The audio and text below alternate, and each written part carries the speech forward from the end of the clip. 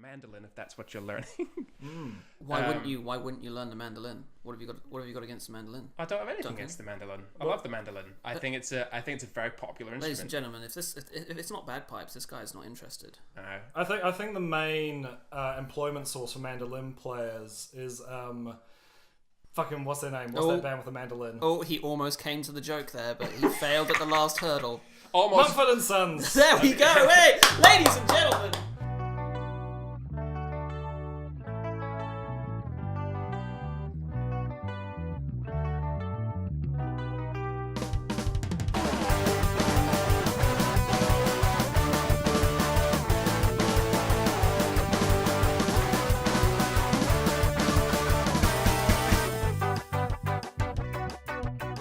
Welcome to the Idiots 3 RPG podcast. Today we are playing Pitch Slap, the competitive game development show where we pitch our homebrew RPG concepts for points and prestige. I'm AJ, your judge and moderator for the next hour, and now let's meet our competitors. Give me your name and tell me, would you rather have a chimp rip off your thumb or your testicle? Just one testicle. One thumb or one testicle. One thumb. So my name is Duncan, and given the context of the equation, I think I would prefer the thumb. Ooh. And I'll tell you why. Because a thumb can be removed without doing damage to anything around it. To remove a singular testicle, you're basically sacrificing the whole scrotum, Interesting take. And I am Jack, and I have a follow-up question. What is the chimp gonna do with my choice? You don't know. Anything could happen. Anything could happen. It's a chimp. It wants to rip off your thumb or your testicle. Okay, I will go with the thumb as well. What? Do you guys not use your thumbs? I use my testicles. I only really use my right thumb. thumb. I need to open this jar. I'm going to use my testicles. Hey man, this actually follows into my personal preference. This is why I'm excited for the future. Okay. Right? Yeah. I can get an augmetic thumb that has like a laser pointer in it or something, so I can give people like a real hardcore thumbs up. You can't replace testicles. You can get prosthetic testicles. You can, but they're not actually going to fulfill the function, whereas a prosthetic thumb is. That's actually quite a good argument, but I disagree. That's the first time AJ has ever said that to me, ever. What you just said sums up the entire climate of our planet at the moment. That sounds like a logical argument, but I disagree. Previously, when I've asked that question, I often get a question back, which is which thumb, but nobody seems to ask which testicle. Doesn't matter. But what if it's the boy testicle? Oh, what if it is the boy testicle? Or like the blue-eyed testicle instead of the brown-eyed testicle, and then you're only left with those genes. Exactly. Yeah. Or the gene testicle. Or you can't wear jeans anymore. The even better question, which chimp? Is it Curious George or is it Caesar? Michael Jackson's pet one. We're going into the kid-friendly one, right? Oh, that's getting cut. Right. Oh, fuck's sake. How the game works is Jack and Duncan will each pitch their latest concept for an RPG game or mechanic, and I will award each game points out of 10 for design, novelty, funness, and today's bonus category, which is kid-friendly. So the more the game will appeal to a younger audience, the better. I am literally looking for Baby's First RPG. To decide who gets to pitch first, we are going to roll for initiative with D20s. So it's a shame. This is our first episode we've not had a roll for initiative gag in some way. We're just both rolling. It wasn't straight funny dice. the first time, okay, or the second time. Maybe for you. What'd you get? 12. Okay, I got 19. Fuck off, roll it. Fuck off, roll it. Adjudicator, do you accept? That is a 19. Yeah, it is a 19. Right, Duncan, what you got for us? Well, I'm going to flick open my phone to get to my notes, and then I'll bloody well tell you, won't I?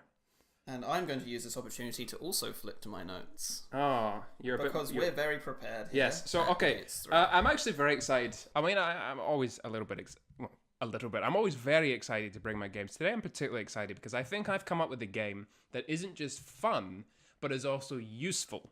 Ooh. So I call it a Table of Fables. Right. And what I want to do is I'm going to tell you the basic mechanics and the outline of the game. If you've got any preliminary questions, let's go. But I've got a scenario that I'd like to run everyone through that I think will explain how the game works better than I could just by dictating it. Sweet. Also, fun accents. Yeah. And that's what we want. Well, the one thing this podcast is known for is our Pitch perfect accents. Pitch perfect. And Yeah. then we're going to cut to a series of us being really bad at accents, right? Montage. Or not. Probably not. Duncan, what are we So, doing? A Table of Fables is a collective. So, it's somewhere between a typical RPG and just a collective storytelling game, in that it is about telling a story, but everyone is an individual character. Their character is supposed to be kind of assigned traits that are similar to the actual player themselves, and we'll come to why that's important in just a sec. The point of the game is that the way to solve puzzles, the way to get through conversations, challenges, fights, if that's relevant, is to solve something that is some way related to your current studies. So, for example, if you're learning or language, you've got maybe a maths puzzle or some kind of translation puzzle, or depending on, I guess, what age the children are. Mm-hmm. So I kind of see this as being a game that either a teacher could host with a handful of students to help them not necessarily educate you up front, but help you learn what you've just learned. Trick you if into that learning. makes sense. Yes, I want to trick people into learning. I don't want to just say learning is fun. I want to actually try and make it fun. Ha, you thought you were having fun. I just learned you. Yes. You just got some facts. This you just is- got facted. Yeah, this is for kids like me who can't. I can't just sit down and listen to someone talk and keep all that information in my head. Me and pretty much every other child on the planet. So, we'll just, for the sake of argument, we'll say a teacher's hosting it. It could be another student, it could be a parent, but it's probably logically a teacher's thing. So in this scenario, you are senpai. I'm senpai, yes. Notice me, senpai. Notice me. I do, and sometimes that's the problem. So, a Table of Fables, let's say I create a story. Within that story are all your typical RPG elements. So you'll turn up at a village using a fantasy setting. It doesn't have to be it could be any setting you like, fantasy, sci-fi, real life, whatever. Let's just use fantasy because it's so immediately accessible. Let's say you enter the village, you hear a rumor, you got to talk to someone, those sorts of things that start your quest. You go to your cave or whatever, and to get into the cave, you've got to do some kind of puzzle that's related to your studies. Maybe like we talked about, a maths puzzle. Right. You go through the cave. Maybe you're a music student, and you've actually got to physically play your instrument to proceed. And so you're reading perhaps chords in the game, and you're trying to recreate them. That's your character's the bard, so you physically have your guitar or mandolin if that's what you're learning. Why wouldn't you learn the mandolin? What have you got against the mandolin? I don't have anything Duncan? against the mandolin. I love the mandolin. I think it's a very popular Ladies and instrument. gentlemen, if it's not bagpipes, this guy's not interested. I think the main employment source for mandolin players is fucking what's their name? What's that band with the mandolin? Oh, he almost came to the joke there, but he failed at the last hurdle. Almost. Mumford and Sons. There we go. Hey, ladies and gentlemen. Oh Christ! That's And it. they already have a mandolin player. So Ladies and no gentlemen, employment that prospects. was this episode's joke. I hope you enjoyed it. will be There's no more. All right. So So that wraps up the bulk of the whole mechanic in a really simple way. Basically, this game is designed to string together educational challenges that force you not just to think about what you've learned, but physically do it. Physical things, I think, are very important. Physical instruments, something that you're scribbling in or reading from. I think having hands-on materials could be a really fun way to make this more interesting. bring it more real world instead of everything being in your imagination and you roll the dice to see how well you play your instrument. Yes. You actually have to do it. Yes. Yeah. Basically, what we're doing is we're taking away the randomness of saying, I want to do this, am I successful? And we're replacing it with, I want to do this, so I do, and we'll see if I'm successful because I've either learned or not learned the mandolin. Cool. And if someone can't do it, what happens? Well, the idea is that you would set challenges that can be overcome. So if you're struggling, then it will be up to the teacher to, but maybe a ghostly voice comes in and helps you or something like that. So I've got a couple of optional. Well, I don't know, I've got one optional mechanic and a couple of expanded things I think would help the game be more fleshed out. Mm-hmm. One of which, so this is not the optional mechanic, I'll get to that in a second, because it's a bit more sort of untested, he says, waggling his arms. That's what this is. It's all untested. We can Exactly. confirm he was waggling his arms. Indeed.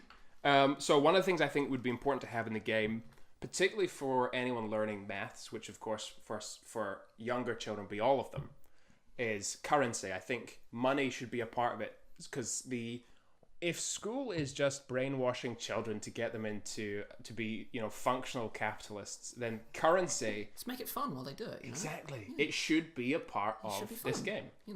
But also, I think it's important just because then you're going to start getting lessons like, obviously, like getting a job and earning money, but potentially sharing money. Like if your party member needs to purchase something, you don't have enough money, or maybe this is where you learn greed instead. I mean, it could go either way. This is where you create the next greedy millionaire because they start hoarding it all, rushing in to steal the treasure. I don't care so long as they're learning. They start buying futures and loot. Yeah. Okay. The next futures, next stage. Yeah. Always invest in gold. The next stage is investments. Yeah. So you can buy property. You got to manage your tenants.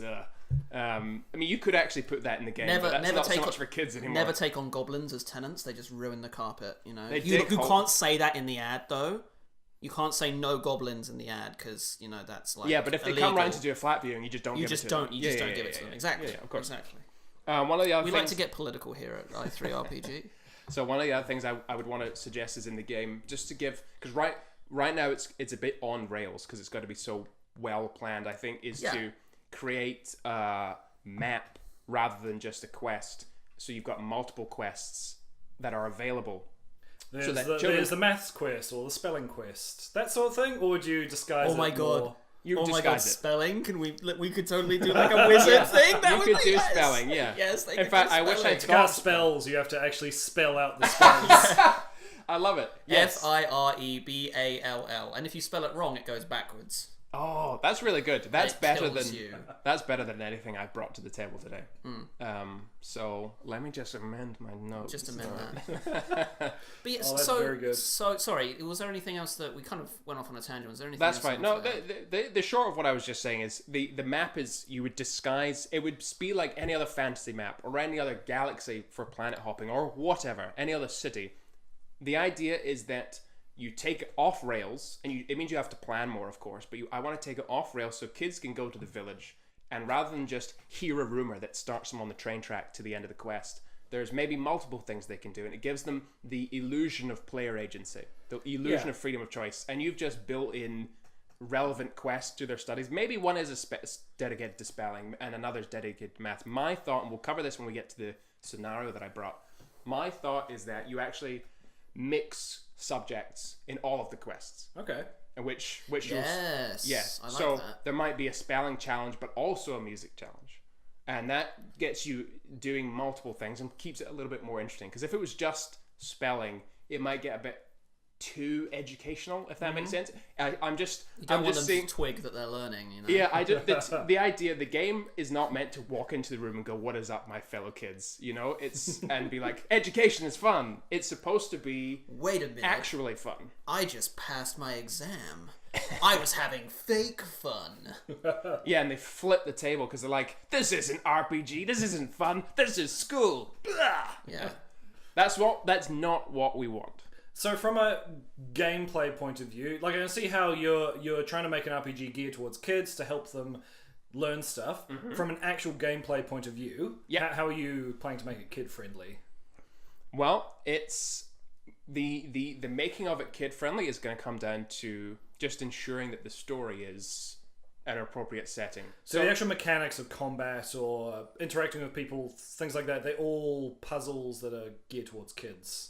Yeah, basically. So if you want this... Are there any dice rolls or anything like that? No dice rolls. So I've taken out all the randomness of dice rolls and replaced it with skill-based challenges. So the idea to make it child-friendly is you just have to remember who your audience is when you're coming up with the challenges. You could actually transplant other students into the game. So you could do it for high school kids. You can even do it for adults if you're trying to learn something.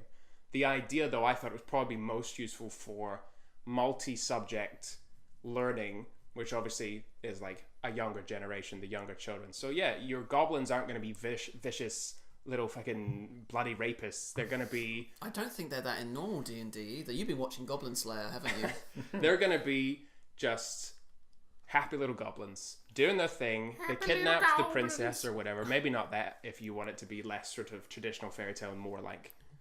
We'll run out princesses aren't here to be just kidnapped. We need more pies. They've kidnapped the prince, and the princess is coming to rescue them. Nice. Yes, I like flipped it. So let's try and get a bit more specific here, because you talk very generally about all the interactions are puzzles. Yes. I want to give me a specific example of how you see that. Well, I tell you what. I'll one up you, because if there's one thing I like to do, it's one up people. That is true. I will run you through a scenario. We'll both get you two, Jack and AJ, as the kids. He says, air quotes, and we'll go through a scenario. There's one additional mechanic I wanted to talk about, and this is the one I'm not too sure about, but I thought might be cool. Although the fact that we've got currency might kind of make it semi-redundant. So I've got this thing called life stones, which is this game's version of health. The idea is that at the start of the game, everyone has X amount of life stones. So maybe based on their character, they have more or less. The idea is that doing certain puzzles or failing certain puzzles perhaps uses up a life stone, like health would be in a typical RPG. However, so the idea is that life stones are a shareable resource. So let's say AJ. So it's like a hive mind. Very communist.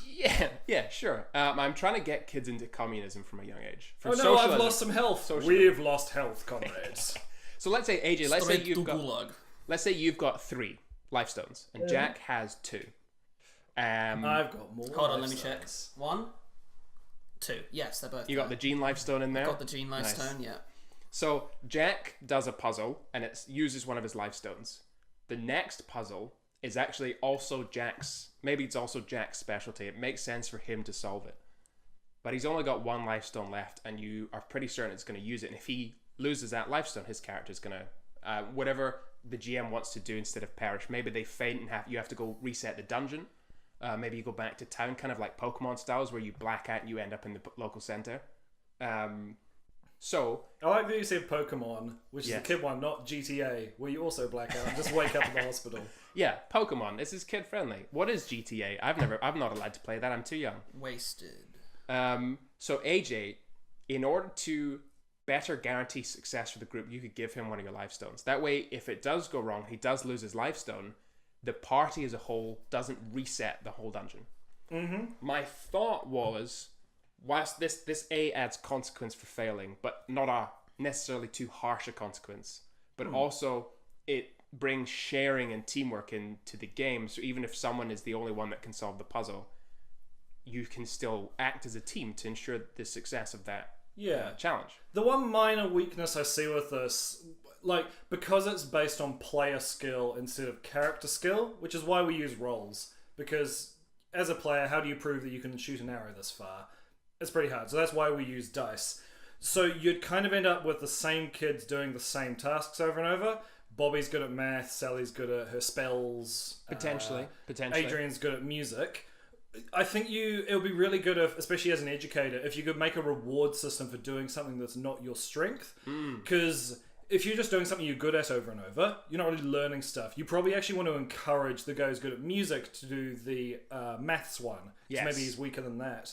Some slight weighting in that way would be really useful. I'm not sure exactly what the mechanic would be doing. Well, maybe that's a way to earn life stones, is to do tasks that are not your, to break out of your comfort zone and do a task that's not your specialty. Or your character's specialty. I think that's an important distinction to make. That is something that we keep not saying, but yes, that's important. Your character's specialty. And that's why I said the character should be semi-based on the actual player, just to keep it, I guess, realistic. But if you wanted to challenge the kids, you could make the less musical child, who still has to learn music, the bard. So they have to be the one that's doing those tasks. Yep. So you could give them the wrong class, as it were, to force them to, or encourage, I should say, everything I say now sounds just a little bit worse because it's children. I don't know what that says about me. So a good way to force them, encourage them, to stuck in there. It's just in there. It's in there. Well, it's hard to break those kinds of that kind of brainwashing that you went through. Glasgow, rough place. I've lost my train of thought. It was something about trying to inject heroin because you're. Well, how about we jump in and run a scenario? Let's do a scenario. So here's what I want you guys to do. In our little mini scenario, we're going to cover music. Nice. We're going to cover language. Now, I know neither of you are learning language, so I've sort of I didn't think of spelling, which is annoying because it would have been much better. Jack, we're going to pretend that you're learning language, and I've got some resources to help Language you. of love. Wir können beide ein bisschen Deutsch, ja? Ja, ich auch. Ich auch. 10 out of 10. Alright, so not We've German got, spelling. yeah, so we've also got a little bit of maths, and we've got some drama as well. Tight. We're bringing all of that together. So here's what I want you guys to do. First things first, you need to have characters. Because you are both learning drama, every time you want your two characters to interact with each other, you must do it in character. Okay. Oh, You're allowed to interact with me out of character for the sake of the game actually progressing. right. If you wish to interact with each other or anything within the game, now there's no NPCs, so that's probably not going to happen so much. It must be in character. You must be a character, Okay. okay? Because you're learning drama. Alright. Well, This is an improv class, apparently. I'd like to be a... Let's see. I'll be a goblin bard who Okay. has maximum in flee. Excellent. Base liar player. I'm Maximum in flee. I'm going to pretend I misheard and say you've got a maximum in fleas. So you're just constantly scratching. So It's both. It's both. So Jack, who do you want to be? I will be I don't know. What am I learning again? Language. Language. I will be an elven diplomat. An elven diplomat. Yes. Aren't we a strange pair? Yes, I suppose so, but what else is new? So we've got Goblin and Winston Churchill. Winston Churchill. Yeah, that's right. We should ride them on the beaches and Let's go. We're going on a quest. get a cigar. Okay, so what else? We're going to give you some life stones as well, just to see how that... So Jack, I'm going to give you... These stones. Oh shit. I'm going to drop them all over the table. I'm going to give you 3 life stones. There you go. Those are yours. AJ, I'm going to give you 2. They are only going to be semi-relevant, FYI. But I wanted you to have the act of using them and... Did you just put them back? No, I put one of them back. Oh, okay. Still have Excuse 3. me. Yes, so Nice, you passed the maths part of the curriculum. Yes, excellent. You can count Can I to go 3. home now? Am I done? No, you got to stay here till 3. So, yeah, we're not going to have too much in the way of sacrificing life stones, but I want the act of losing them to be in your head, so you see how it interacts with the world, and as you imagine how the scenario might have continued after we've stopped, you'll see that actually my resources are running low. Maybe we're going to have to share. Blah blah blah blah blah. Right. So here we go.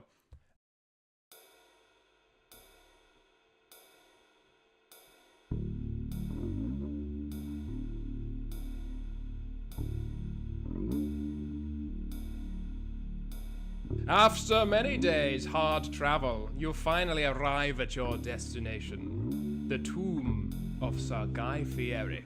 Somewhere in its ancient labyrinthine catacombs lies perhaps the world's greatest treasure. You've discovered that inside this tomb somewhere lies the Fieri Cauldron. The Fieri Cauldron, it is said in myth and legend, and also sometimes gossip, that this cauldron can conjure any food out of thin air.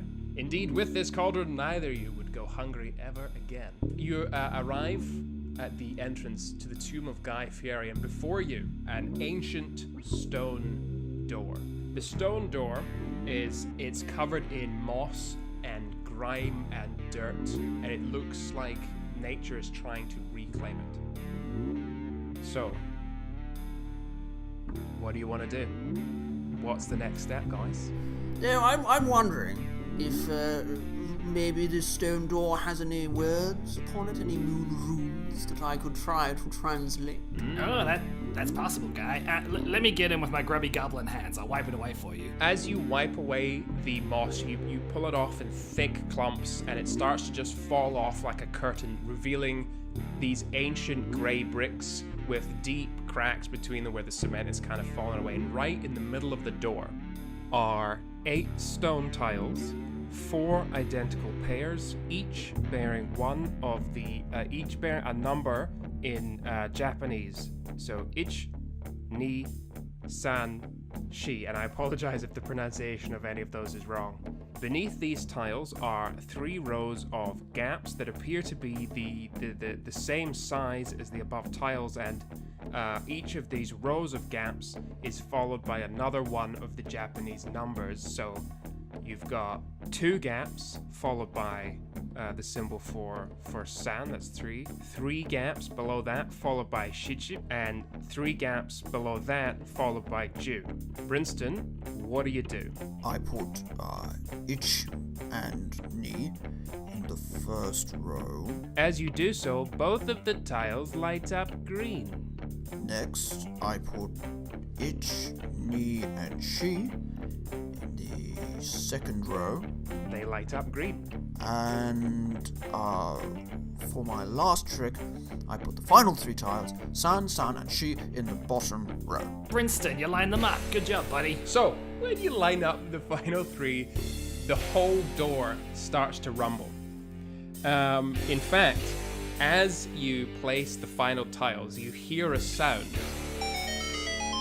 The noise fills you with a sense of accomplishment, and Just like EA. the door starts to rumble, and the dust and grime is now cascading off. All the bits of moss that you didn't pull off are cascading off the door, and it emits a sudden and very forceful pulse, which pushes you, Brinston, way back away from the door, and sends you clattering into the dust, and one of your life stones is handed in. As the door rumbles, you start to see a shape forming in front of it out of green smoke. The green smoke starts off hazy, but it starts to coalesce into something legible, and it starts to coalesce into 6 straight lines, horizontal lines, and there are numbers on 2 of those lines and letters going down the left. In fact, if you are looking at the piece of paper, it rather looks like guitar tablature. Oh, this looks just like my jam.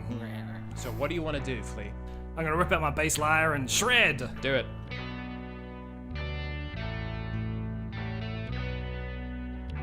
Yeah, as you play each note, it turns green on the guitar tab, and then once you finish playing all 6 notes, the door starts to repeat them back to you in a complete tune, echoing your sound, and you feel the music draining from your instrument into the door. The green wisps are cascading out of your instrument, going into the cracks between all the bricks, and you can feel it weakening you. The magic is so powerful, it's overwhelming for your small goblin body. I think you also hand in a life stone. The door swings open, and before you lies the open tomb of Sir Guy Fieri.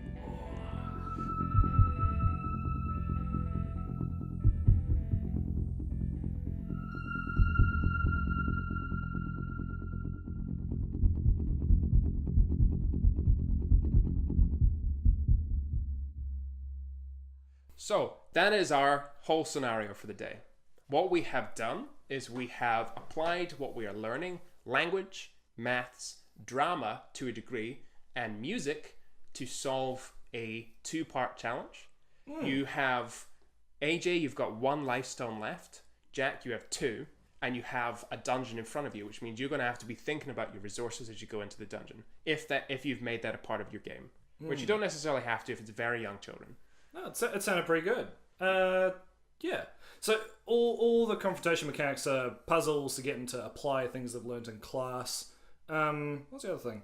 Oh yeah, the getting kids out of their comfort zone. So yeah, was that something you had originally envisioned? Is them earning the life stones through going outside that comfort zone? It's not, but I think it's a great idea. So good. Would you want people to collaborate, or do the players have to figure it out on their own? No, collaboration, great. Because the idea of this game is to help you learn, help you remember what you're learning. So any way that can occur, whether it's teamwork or singular, is fine. In fact, one of the cool things I thought about this game is actually twofold. The first is it could be a one-on-one game. 1 teacher, so 1 mentor, 1 student, going through all of their studies. Yeah, that would really connect with some kids. That'd be really helpful. The other thing that I thought was quite cool about this idea is you could actually do it digitally over correspondence. The teacher could email you a scenario and printouts. Like we just had printouts. They could be emailed to you in PDFs, and you as the child have to explain what you want to do. So obviously you wouldn't be able to do music so much unless you were doing some video recording. But a maths puzzle or a spelling puzzle, I mean, these are things that you could potentially do digitally. Yeah. Which opens up even more opportunities for people to learn and collaborate. That sounds really good. It's a lot like educational computer games, which I haven't really played since early 2000s, but I remember liking those a lot as a kid.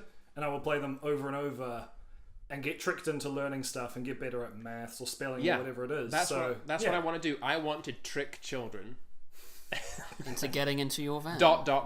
into learning. Oh. That's the slogan on the box. Yeah. Trick your kids. Yeah. So obviously this is a pretty good place to wrap it up unless you've got more questions. But as a final note, I thought this does obviously have a lot of setup for the teacher or the mentor because, students could do it with themselves, of course, but it does have a lot of setup because you've got to come up with these educational puzzles. But I figured it'd probably be easier if you have a curriculum to base it off. Yeah. I obviously didn't, so I'm pulling education out of my ass.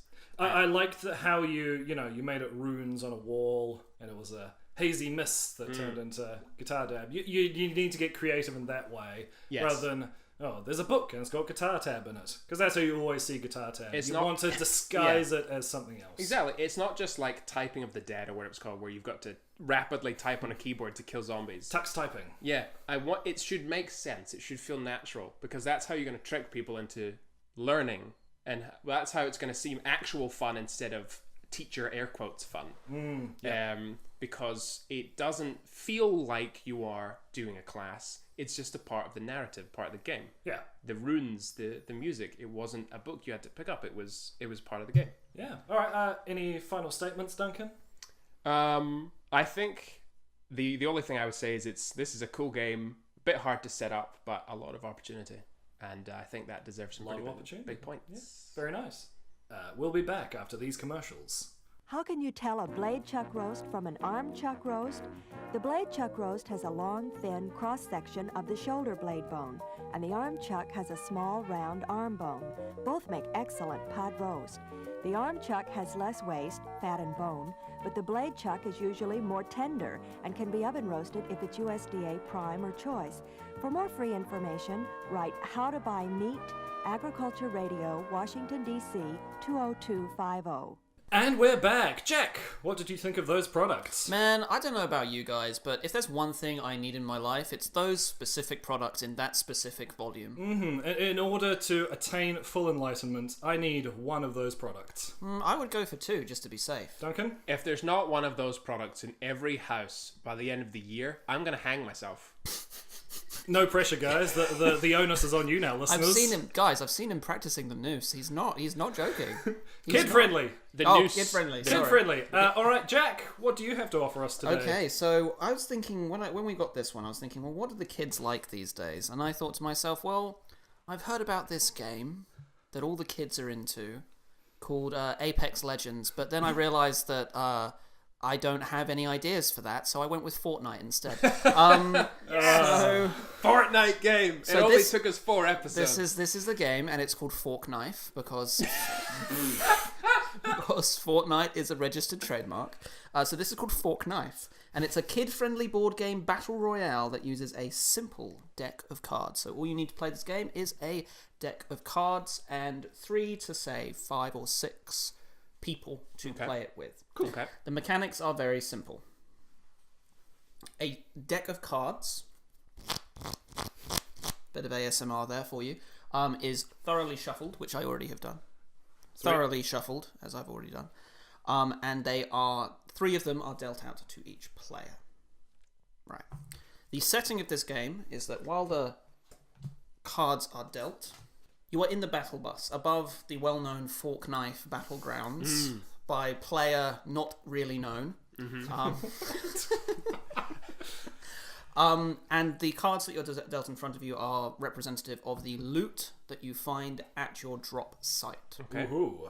How many cards do we have in front of us? You have 3. 3. I can count. I just wanted for the audience. Oh, right. Yeah, there are 3 cards in front of you. Now, each card, its number and its suit indicate a different thing. Okay. Spades represent wood.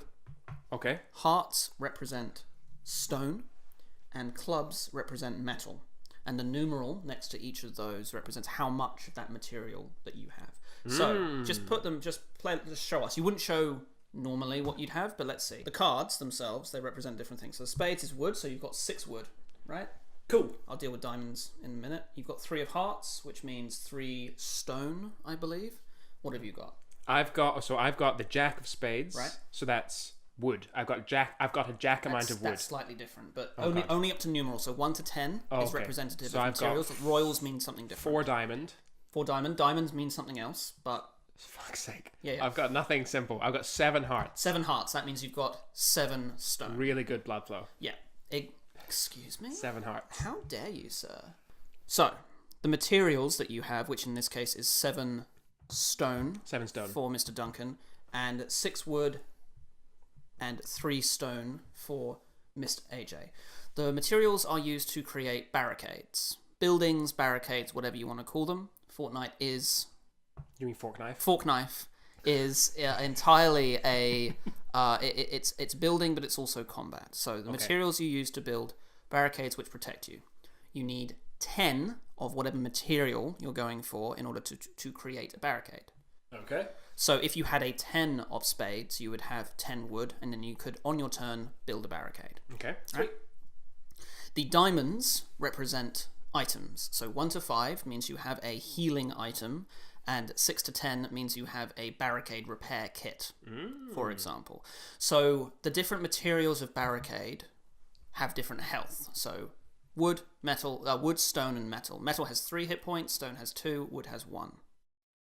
Okay. So if someone deals 1 damage to your stone barricade, it's now got 1 HP left. You draw a 6 of diamonds. You now have a repair kit that on your turn you can use to heal your barricade. Okay. The higher the number on the diamond, does that equate more health healed? So No. So 1 to 5 is just a health kit, and it heals you to full. Oh, okay, great. Yeah.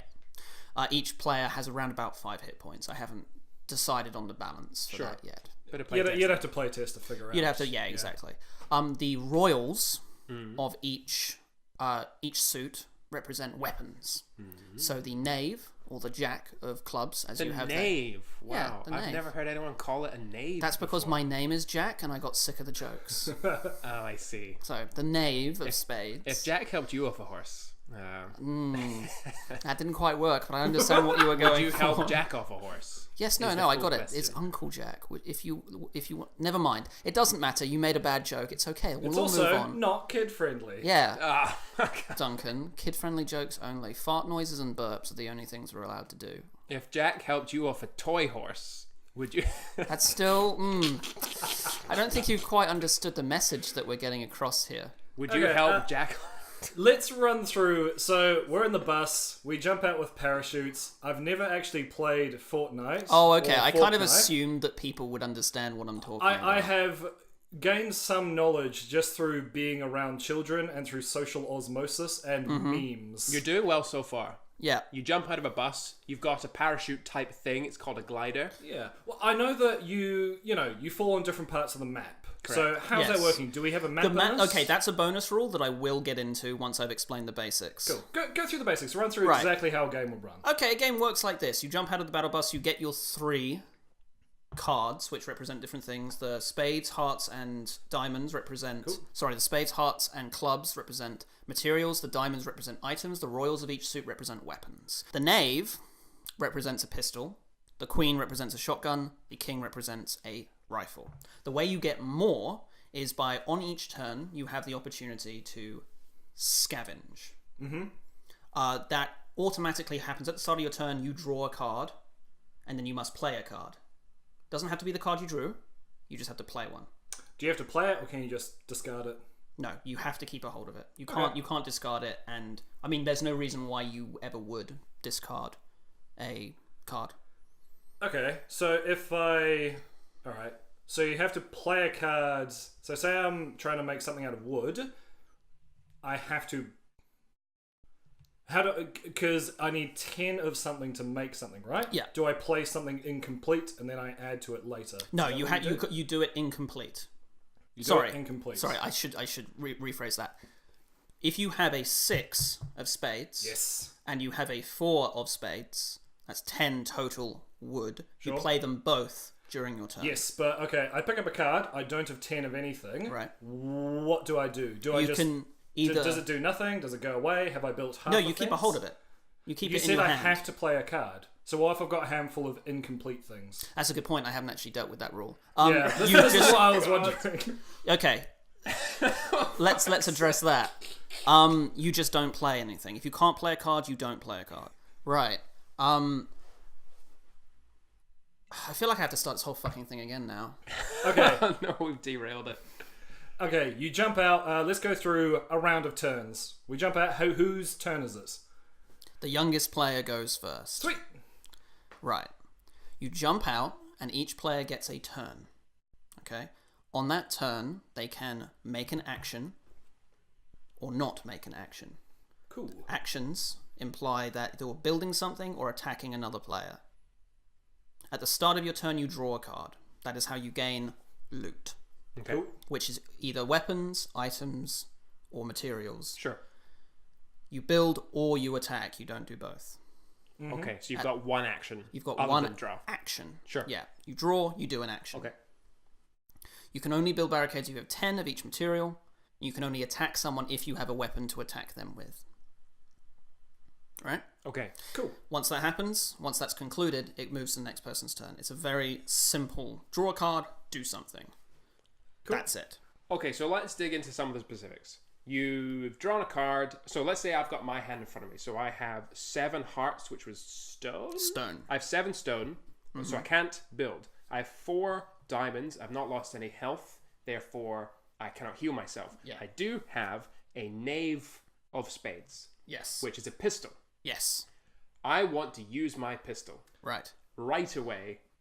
No funny business. Shoot one of you fools in the face. First, draw a card. I'm going to draw a card because I've not done that. I now have an ace That's of a 1. clubs. That's a 1 of... I've 1 of something. clubs. So that is a 1 of metal. Yes. I now have 1 metal. Okay. I want a pistol a fool. Go. Tell me how to pistol a fool. You say, I attack, player name. I attack you, Jack. Cool. I get dealt 1 point of damage. Okay. I don't have any barricades, so that is dealt directly to me as a player. Ah, okay. So I now have 4 health. I see. So pistol's 1 damage.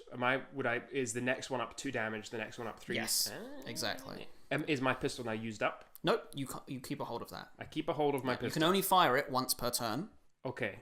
at 1 person per turn, Okay. But you can keep on firing. but you can keep on So firing. I'm not going to run out of ammo or anything like No, that. there's no ammo. Okay. There's no ammo. That is a bonus rule, but for the base game, there's Base no game. ammo. Okie doke. Cool, so now it's... I've shot you. Yeah, that's your end of your turn. Yes. It's now my go. I draw a card. I drew a 5 of hearts, which is, I believe, Hearts was stone. Right, so I now have enough to build a barricade. A 6 and a 5. A Okay. 6 and a 5. So the fact that you've got 11, does that make a better barricade? No, it just has to be. It is a barricade. It doesn't matter. I see. The numbers that you've got. I see. Which is part of the strategy. you've you got could. Yeah, it doesn't matter. So if you've got a 9 and an 8, it's just sort of... It's just enough. Okay.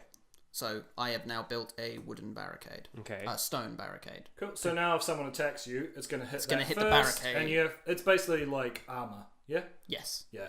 exactly. So that is my turn. It's now your turn. Cool. I draw a card. I have a 2 of spades. So spades was metal. No, it wasn't. Spades was... Spades was I can't remember. Spades was items? Something like that? no, diamonds is items. Spades was wood. Wasn't Spades it? is wood. Oh, Yeah. there you go. So I don't have enough to do anything. Yeah. Your turn is now forfeit in the basic rules. Okay. Right. There is an additional rule, and this is a good point to bring it in. Okay. Is that if you can't play a card and you've still got an action left, you can use it to scavenge. So you just draw another card. Draw another card. So go ahead. Is there anything about like minimum number of cards you have to have in your hand or maximum number you have to have in your hand? Nope, nothing like that. Okay, so I just drew a king of clubs. That is a... Which is a assault sniper rifle, Sniper rifle. which does 3 damage. Cool, and that is your turn. Sweet. Mr. Duncan, draw a card. So we just go round and round like this. Until all other players bar 1 are defeated. Defeated. When you defeat another player, so let's say you've managed to break down my barricade and kill me with your shitty pistol, Sure. Or knock you out as it is child friendly. or knock me out Eliminate and you. send me back to the bus. At that point, you gain all of the items in my hand. Oh shit. Yeah. So there's a very real chance that you could sort of stomp to victory kind of like a typical battle royale. You kill enough players, you get all the best stuff, and you just can stomp on everybody else. Yeah, especially when it comes into the rare loot, which is where this specifically comes in. It is the diamonds, the royal diamonds.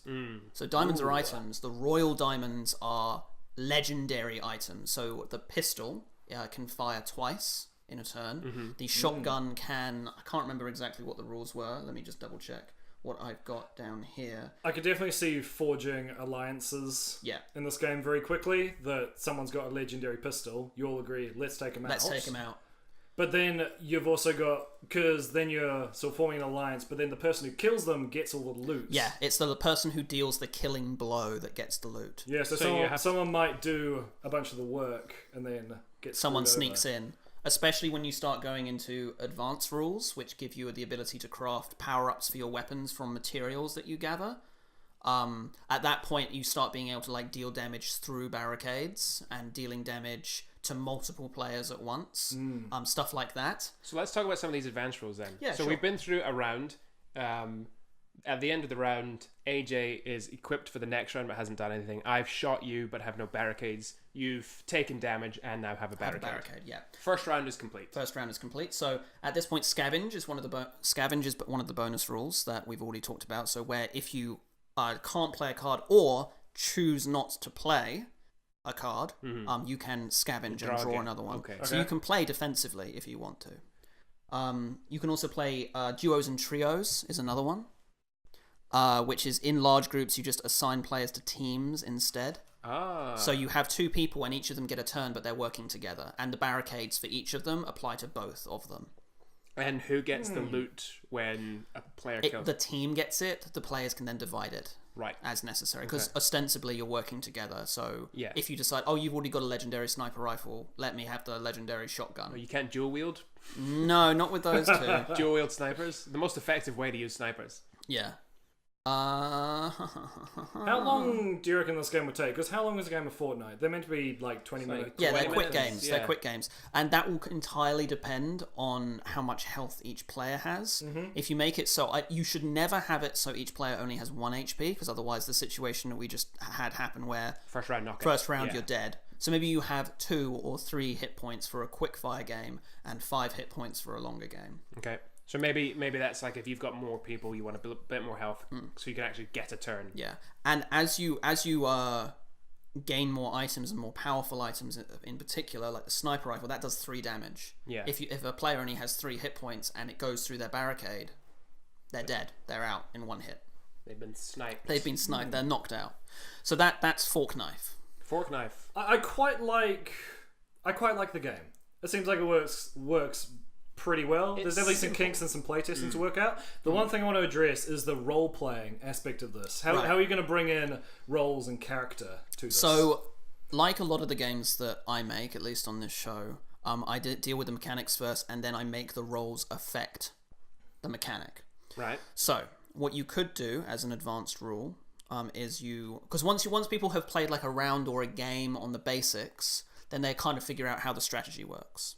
At that point, you can give your characters different abilities. So, for example, there could be the akimbo guy who can equip 2 pistols at once and fire them both in the same turn. Akimbo guy, that's his name. Yeah, Akimbo guy. I don't know. Akimbo guy who can fire things in the same turn. There could be a guy who's the scavenger who gets 2 draws at the start of their turn. There could be the interrupting cow character who can make an action at the end of somebody else's go once per round or something along those lines. That's where the role-playing comes in. And each of those characters has a quick description of who they are, where they've come from, why they've got these abilities, what they're like. Okay. That sort of thing. Role-playing is entirely optional in this game because kids, at least in my experience, aren't usually super cool to do real hardcore silly voices role-playing crap in tabletop games, but it gives them the opportunity to do that and have it apply to their strategy as well. So the scavenger guy could be playing way more defensively than everyone else, who just wants to draw as many cards as possible, but is then potentially putting himself at risk from other players who are more aggressive. You brought up earlier the map version of it. Yes. Because that's a big part of Fortnite. So did you have a way to bring that into Fortnite? So this isn't... especially with exploration and things like that. That's an element this is missing, which is a really common RPG thing. Yeah. So there are a few ways that I came up with to introduce that. Some more complex than the others, and I didn't really nail down which one I preferred. Basically, there are 2 different versions. Well, let's go with the easiest. So the easiest one is at the start of the game, you get to pick where you drop. Instead of being dealt 3 cards, everyone being dealt 3 cards, there are X number of drop points in the game. I don't know, loose, river, hairy... Slightly askew towers. Yeah, hairy... hills, I don't know, something like that. Hairy hills? Hairy hills. Mum has hairy hills. And each of those sections have different levels of loot. So Hairy Hills has 1, Loose River has 2, and Slightly Askew Towers has 3. And players can choose where they drop, right? They then have to... I don't know how to resolve it if 2 people drop in the same place. I was thinking that it could either be purely something that you have to split the loot evenly with that player. So the gamble that you take is that I'm going to try and get the best loot, but if 3 other players go to the same place, and then we're only going to get 1 each. Alternatively, you could have a dice roll, like an initiative thing. You secretly decide, and then you all openly play at declare once. where you're going. Yeah, exactly. Yeah, that was interesting, because that brings the map and the strategy into it. What about moving around the map? Or do you just drop and then stuff happens? Yeah, that's the more complex version, is that there is an actual map, and each area has different... like bonuses. So let's say you go to Hairy Hills, and Hairy Hills has... I'm seeing how many times I can say Hairy Hills in this podcast. Hairy Hills has maybe a +1 to sniping, because it's above everywhere else. So anytime that you manage to make it to that area, and then you have a sniper rifle equipped, when you attack other players, it deals additional damage. Or alternatively... if it's a map, you could have like different sections, and you could be in a section or on the border of a section, and you can only attack people, say, right next to you. Yeah. So if you're in a section, you can only attack people on the border. Or you could do with like the sniper rifle, if you're on Hairy Hills, you're higher up, you can see further, you can fire over an extra section. Yeah. Something like that. Yeah, so if the map was in like a tic-tac-toe sort of grid, you can shoot to like the next one, but not over a next one, unless maybe you're on Hairy Hills. Sure. The hairiest of hills. The hairiest of hills. Yeah, so you can only shoot, like a rook. Side to side, not diagonally. And you could have, you can move once on your turn as well. Yeah, you have movement, and you can build that into character things as well. You can have a speedy character who can get somewhere faster. Yeah. Something like that works. I think that could bring some more character into an exploration. Yeah. The reason that I didn't go with that one like right off the bat, 'cause I actually prefer that, is that it requires a board. And it requires additional rule explanations, and I wanted to design a game. Was essentially what I came with kid-friendly. What does kid-friendly mean? Kid-friendly means something that they recognize and enjoy, fork knife, and also something that isn't so complex that they're gonna just not want to do it because it's too complicated, too boring to understand. I think the map is definitely like saying, hey, your character can do this, and you also have to do this stuff. It's on the border of like, it comes to your turn and you're like, what? I don't understand what to do. Yeah, having too many options will kind of slow it down. Yeah. I think part of the appeal of Fortnite and Battle Royale games is, in the next 20 minutes, it's all going to happen. Yeah. Yeah. Yeah, I think your base game here is a really good party game. Definitely not a role-playing game, but a good little party game. And the extra levels of complexity... Maybe it isolates like very young kids from being able to play, excludes I and isolates. But I mean, kids are playing games like Fortnite, and kids are playing far more complex games. It's not that complex. I wouldn't say Fortnite is particularly complex. But everything you've just described is just a recreation of those same concepts. So if you understand the concept of a battle royale, drop, loot, move, survive. Sure. You can still understand that even if you've not developed all your brain cells. But it's one of the things that games like Fortnite and video games in particular that has made them so popular is that they're very intuitive, whereas board games are, in my opinion, less intuitive. They're far more rules based. In Fortnite, it's like, okay, I drop, there's a shiny thing over there, grab that. Oh, okay, there's a guy over there, click at them. Whereas this, it's like, oh, okay, I have to draw a card and build something, and then there are additional rules. I can't shoot that guy even though I can see him. I can't build this thing because I don't have enough stuff. There's no like little red highlighted hologram thing that says I can't build that there. You have to know the rules. Yeah, that is a good point, yeah.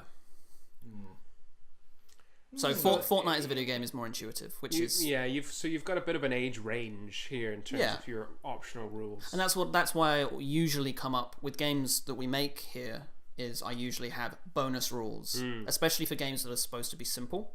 I add additional rules, but they're bonus rules. They're optional. They're DLC. They're microtransactions. Bringing it back to Fortnite. Very appropriate. Yes.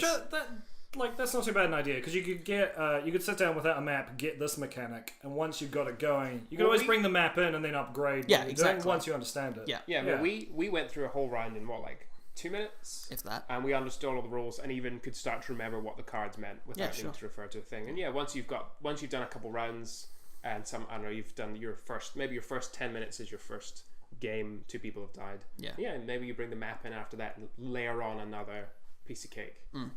Cool. And that is Fork Knife. Knife sounds very good. But how old would you say a kid is, Jack? Like, how would a kid? Well, this is the thing. This is the thing we discussed, and I never really got an answer. I don't know how old a kid is. I'm assuming like 12. 12? 12. Are you aware that Fortnite is a PEGI 12 game? So if you're 12 or under, it's deemed inappropriate for you. Ah. So good thing I assumed that kids are 12. Only Justin. Only just. Never assume their ages, guys. Never do that. No, it seems like a good game. It's very much a mechanic. I think it needs some more work to get the role-playing part into it. Yeah, sure. But it just seems like a pretty decent card board game. As a fun little board game, it could be really fun. I don't know what sort of longevity it's got. Once you've done a couple of rounds, you've probably kind of done it. But that's kind of like all sort of really simple party games. You play it before you do your big session, your big Game of Thrones board game or whatever. Yeah. And then you're done. You start simple and then you build on top of it. Yeah. I like it. Nice. Vote for Fork Knife. Nice. We've heard both sides. I guess I should deliberate and hand out some points to our games. Points. Very nice. Points. Cool. Let's get into some points. Duncan, remind me of the name of your game. It was called A Table of Fables. Table of Fables. Very cute. I think that's a very appealing name. Very marketable to kids. I liked it. For design, for Table of Fables, I gave it a 6. I did enjoy the design, but there wasn't much in the design. Your game was mostly just kind of an idea of RPGs, but instead of combat, instead of mechanics, we have puzzles along the way. So there wasn't actually much specifically in the design. Like if you did this as something you were handing out to people, a one-page thing online, it would probably be very vague. You could hand out a story, and then you could put sort of whatever puzzles in you wanted. So 6, just based on there wasn't much design there. I like the core idea, but there wasn't many mechanics. Okay. Along the way. I would call that streamlined. It was simplified for a child's enjoyment. It was simplified, but maybe a bit too simplified. No, I accept the ruling, AJ. I accept the game accepts the ruling and poise. Cool. For novelty, I gave it a 7. I thought it was a novel kind of RPG that it only had puzzles, but you do also have RPGs that have, like D&D. You have all the other stuff and you have puzzles. Well, no, the spin on this one is that it's educational puzzles. Less grace and poise this time, apparently. It's not just puzzles, because I mean, you got your information about the Cauldron of Guy Fieri from a bard whom you engaged with in a village and played music with, which isn't a puzzle, it's an interaction. Yeah, that's true. Yeah. Yeah, AJ. That's still something you could have in D&D. You could face someone in a village, get the information, then go and do your puzzle. But it's not a puzzle, which is what you just marked me for. Oh, now here's a question. What counts as a puzzle? You. I am a puzzle. I'm a puzzle wrapped in an enigma, wrapped in a vest. But I'm marking on novelty, so it's whether I've heard of this before. Grace and poise. Like, puzzles are a thing in RPG games. It's already a thing. The way you've used them, I thought was quite good and applied them to kids. I did enjoy it. I did think it was very nice. Which is why, for fun, I gave you a 9. Oof. It sounded very fun. Big daddy points. Nearly a 10, but, it's schoolwork. Let down by the fact that it's still school. I know. But yeah, enough. 9. I did a fun running through our scenario. Very good. And kids, I gave the game a 9 as well. Oh. I thought it appealed to kids a lot. 9 years old. It harked back to those old educational games I played on the computer, and I think you could genuinely trick kids into having a very good time. Yeah, on and it. we're all about tricking kids into having. It was a good. I couldn't even finish. I'm sorry. It was a very good, solid, basic idea that I think you could do a lot with. It was good. I did Thank like you, it. sir. Yeah. I appreciate the judgments. Yeah. Cool. Jack. For design. For fork knife. I want to hear you say it. Jack, for Fork Knife. Very wonderful game you brought along. I gave you a 6. Marked down to there just because we didn't quite have the role-playing elements. This definitely feels like a board game, which is fine. I do enjoy board games a lot. I think it would work really well as that. But we're going for that role-playing, character-driven kind of stuff at least a little bit more. I don't believe you when you say you enjoy board games. I think you don't have every single Monopoly known to man yet. No, we're missing the Fortnite Monopoly, ironically. Yeah, they did make that, didn't they? They did. They did make They that. did. They did. So yeah, 6. Very solid game. It just was missing those RPG elements. Yeah. I did like how the cards came in. To see if it actually worked, we'd have to play it a bit. Yeah. If we played it, it worked really, really well, and was the length of a battle royale. It'd probably bump it up, but we don't know. We'd have to play test it. Yeah, You'd have to dedicate some time to solid. Novelty. I said 7. it. Yeah, I thought battle royale RPG. Oh Lord, I believe I'm getting the vapors. I personally haven't seen many battle royale RPGs, so I'm kind of basing it on that. There might be a whole bunch out there, but I don't know. I looked it up. There aren't. It's a Sweet. good concept. It's a good I concept. looked up if there's a Fortnite board game, and apart from Monopoly, there is not. That was good. So yeah, Epic, 7 for Epic novelty. Games It get in was solid. touch. Fun. I gave you an 8. It seemed like a bunch of fun. Again, if there's a bit more character interaction, things like that. Because if someone invites me around for an RPG evening, I want to get into character and have an adventure. And I bet you do, it mate. just- I bet it you do. lost a little bit of that, but the mechanics do sound fun. They sound like something I'd get into. And kids, I gave it a 7 because I do think kids would be into this. But Fortnite is right on the edge of kids in the piggy rating system. Yeah, You're yeah. into Do not. You're into tweens at that point. Oh.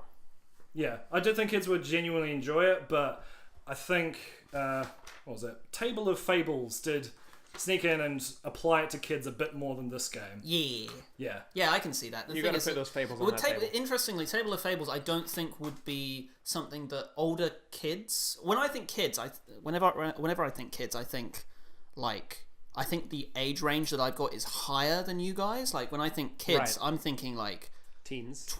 teens and pre-teens, like 10 to like 14-ish. Right. That kind So of what's area. 5 to 10? Are they just large babies? I don't know.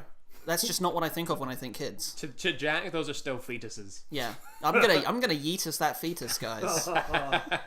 Definitely cut. So, to conclude the scores, Fork Knife achieved a 28, a very respectable score. Table of Fables, if I did my math right, achieved 31. Was that slightly ahead?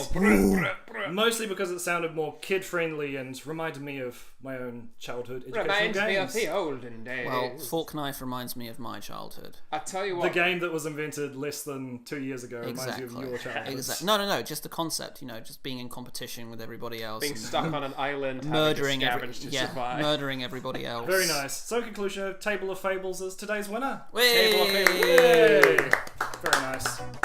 On- That's the end of the show.